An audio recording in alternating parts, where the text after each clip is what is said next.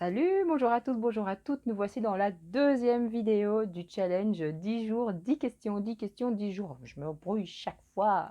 Alors, vous m'avez demandé si le portfolio s'apparentait au book d'artiste, s'il y avait des différences. Bien entendu qu'il y en a, mais est-ce qu'il se distingue par le fait que le book d'artiste ne prend ou un peu, pas en compte les difficultés, les évolutions, etc. De l'artiste? Eh bien, je vous réponds à ça. Alors, en effet, il existe le book d'artiste qu'on appelle également portfolio. Et en effet, c'est de là que vient l'origine du mot portfolio de l'élève. Donc, dans l'optique de notre philosophie, c'est bien de là que provient le nom. La différence, elle est tout à fait, elle est assez énorme, c'est vrai, mais elles viennent d'un même objectif qui est de récolter des traces du travail de l'artiste ou, chez nous, bien en l'occurrence, de l'élève.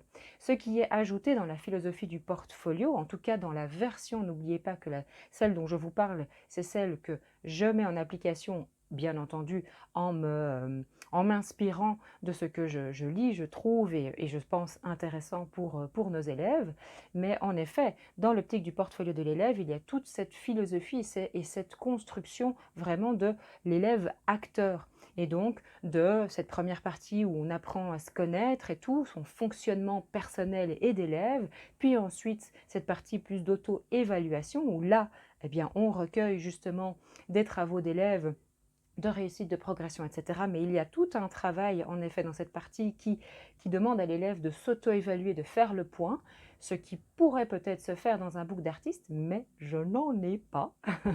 et, et alors, dans la dernière partie, ce que je pense qu'il n'y a pas dans un book d'artiste, c'est vraiment cette partie où là, on va faire réfléchir l'élève à qu'est-ce que tu mets en action, qu'est-ce que tu planifies, qu'est-ce que tu vas prendre comme objectif, qu'est-ce que tu vas mener comme défi, quel engagement prends-tu? Il y a vraiment toute cette dernière partie où voilà, l'élève prend vraiment tout ça en main, qu'il n'y a pas non plus dans le book d'artiste.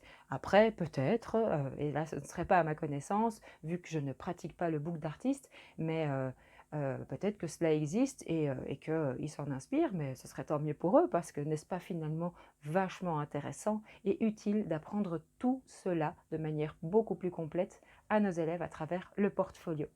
Voilà, voilà pour cette deuxième vidéo du challenge Un jour, une question.